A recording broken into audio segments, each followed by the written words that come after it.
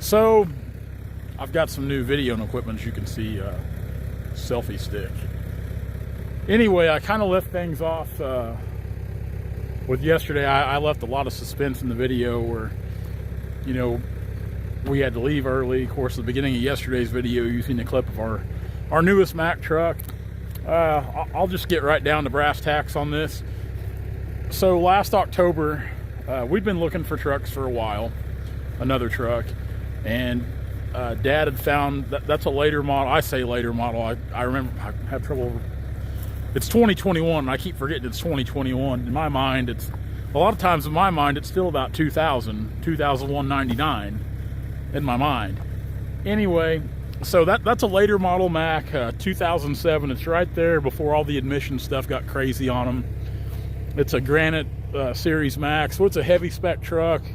It's what we like for log trucks, of course, my dad and I, and that's where I get it's from my dad, because my dad's always been a big fan of Mack trucks just because they're tough, old trucks. I mean, they're built heavy. You're not going to win any beauty contests with them normally. I mean, I don't know. I kind of like some of them old big ones, you know, but I've always liked Mack trucks. I think the Granites are a good looking truck. So Dad bought that truck last October, I think around the 10th. So it's been over 3 months ago. We've had the truck that long, and I've been debating on making a video about it, but I wanted to wait.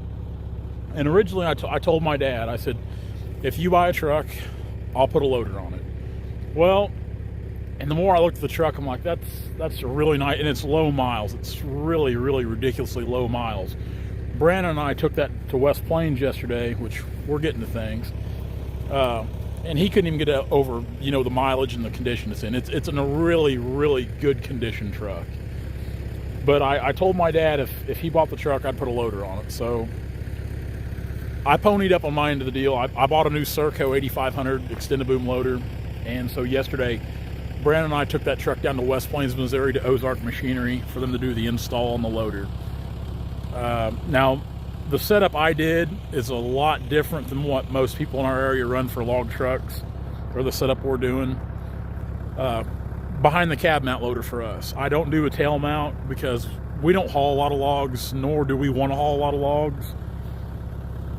It's like I told the guys down there, I said, you know, we cut a fair amount of timber, but I have no desire to live in a log truck, and I don't want to haul logs day in and day out, and I don't want to pull a pup trailer hauling logs. So for us, the behind the cab mount loader is what we like and what makes sense for what we do. Everybody's operation's different. So really, I've always been fascinated with a lot of the New England guys. Your trucks up there when you run behind the cab mounts. I like your two center bolsters being higher. So they're just putting the loader on. The bed and everything else is up to Brandon and I, in which we've got some own twist for room we're putting on there. Now, as far as all that goes, I chose for an in-frame tank, meaning the tank is actually going to sit in the frame of the loader. It's not going to be mounted on the frame of the truck. I chose a third cord butt grapple. So most of the time those loaders come with a quarter cord. I chose a little bigger grapple, a third cord. Like I said, it's what we wanted, but I'm pretty excited because for one, I mean, it's a new piece of equipment. Who doesn't get excited about that? But like for no more logs my dad and I will ever haul, it'll probably be the last loader we ever need. Now, I say that, with me, you never know, in a few years, I might sell the whole operation and want something a little newer truck and everything. I don't know, but for now, it's definitely what we want. We've been wanting it for a while, and really, I didn't even tell my dad I bought the loader till last Friday when I finalized the deal. I met Dad for coffee like I always did. He was kind of against me buying a new loader, but I wanted my dad to have a new loader on that truck. So, and it was like I said, me and my dad, everything we do is kind of a joint venture. He bought the truck, I bought the loader. So it's we're partners on everything we do. I mean, this whole deal is totally me and my dad, and that's the way I always want it to be, and that's the way it always will be. So in a couple of weeks, when Brandon and I go to get that, you'll see a video going into all that. But for now, yesterday I left off here, we had a loose connection. Those battery terminals on skidders, seems like I have the worst luck with those. They get loose. We were in a hurry yesterday. It was loose. It didn't want to start. I said, I'm not even going to worry about it. So I tightened that up this morning. That's all it was. 2 bolts, tighten it up. But when I come up here, I was in Dad's truck. I didn't bring my truck, my tools on it. So I'm going to get this thing. It's been warming up. We're going to take it down there. We're going to start dragging some logs out to the deck. Guys, let's do it.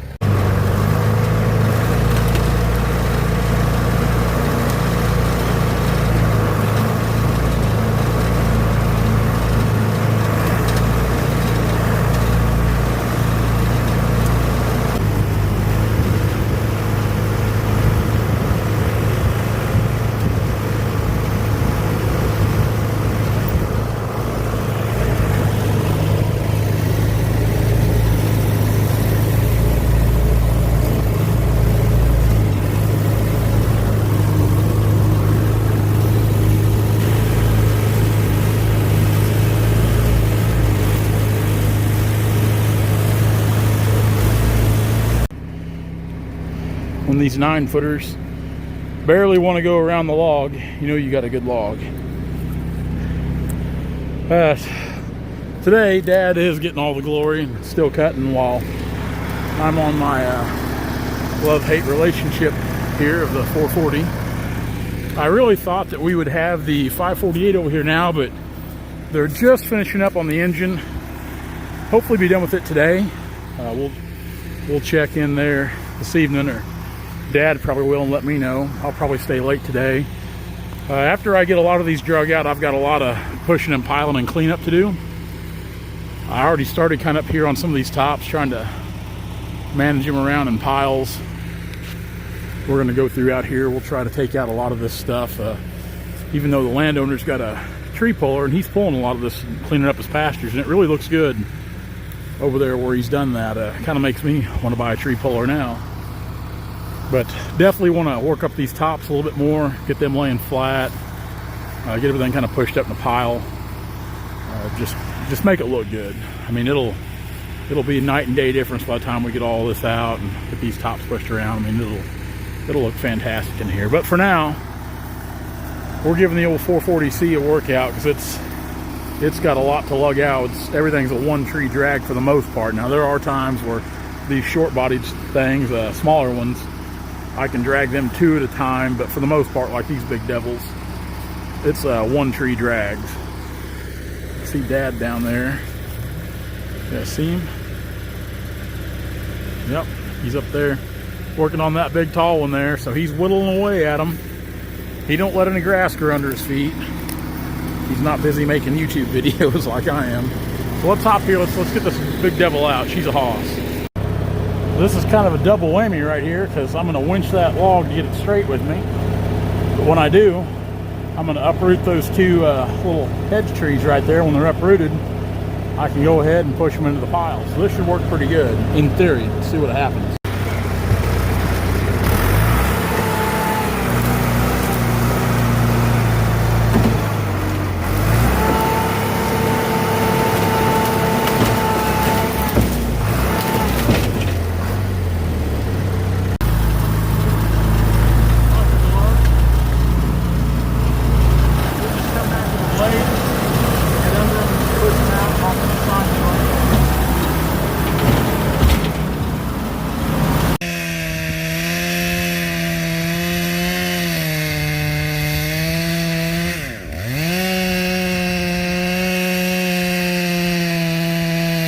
See how low Dad's getting on that tree there.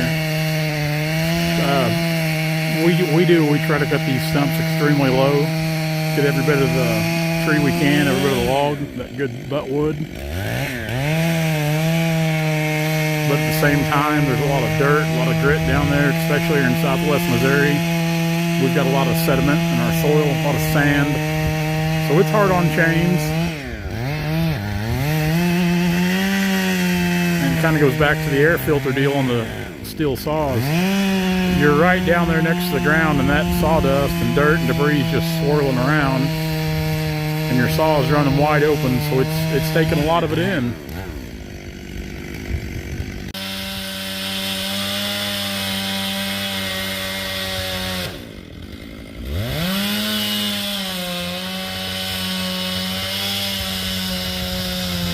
Pretty big tree.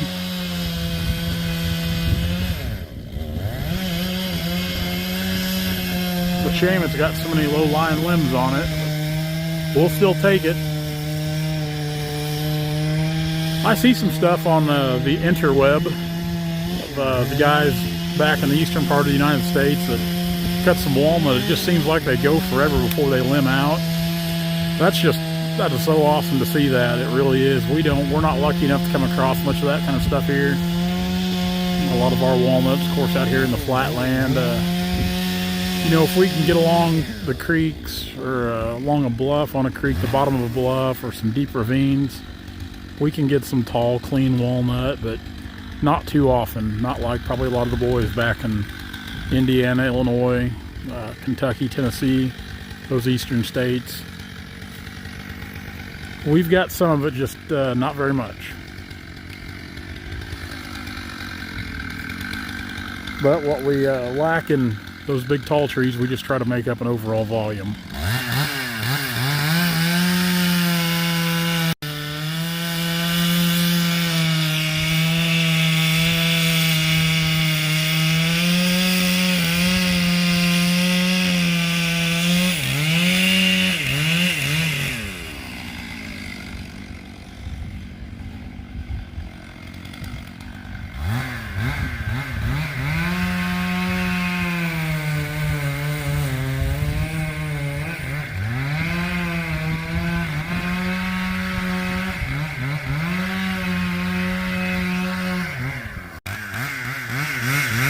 About to go. That wind's starting to play with things.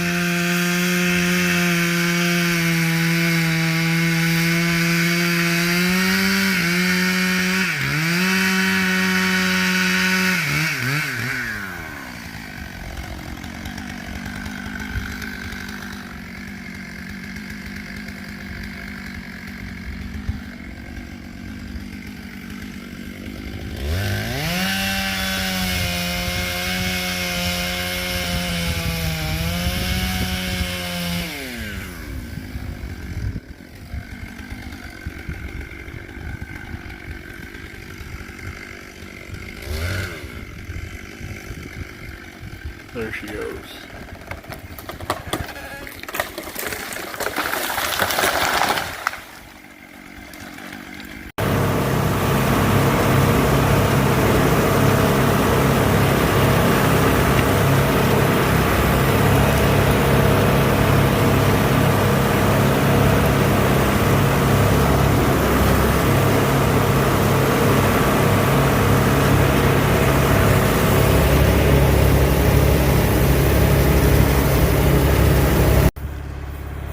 If I didn't get some footage of this big thing, I'd hate myself.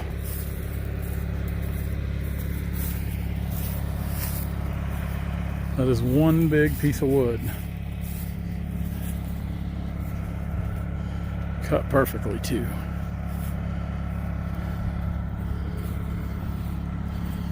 Most of these drags, like I said, are one tree drags. And even then, they're about all that little 440 wants.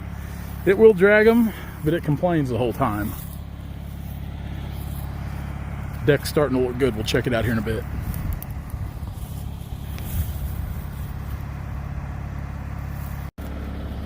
You know it's a big log when you have to hook back into the main line. This second choker is hooked into the midget bell. Yeah, midget on the end of the cable. That choker's there. Chokers wouldn't reach around the butt of the log, and I needed to pull it down some before I could cut it off, so I could try to get a few extra feet of log and get that top to where I can lay it down flat. Big trees, slow going, especially when you're just one guy out here by yourself. Dad's went in for the day, so it's definitely slow going.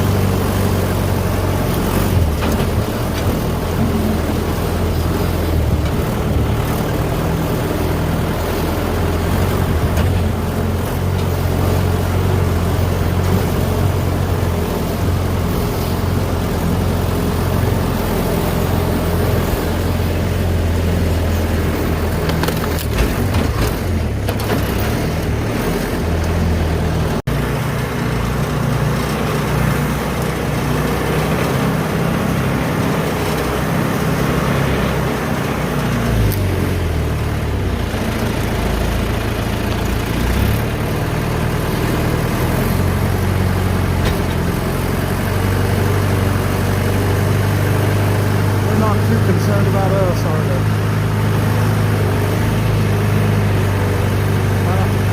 Walking away.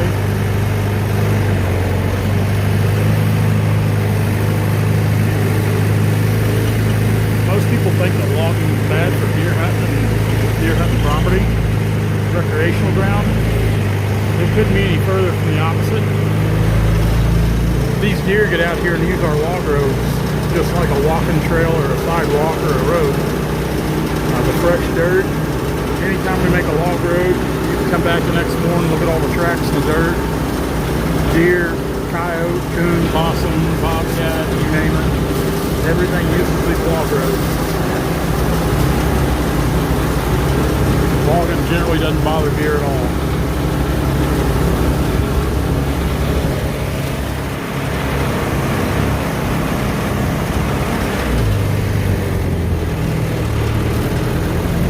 They're just right out there. They don't care.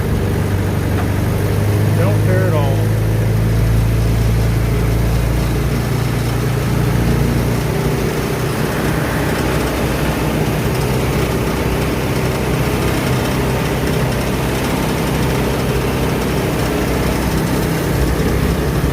We'll have a good place to bed down now with the cover of these treetops.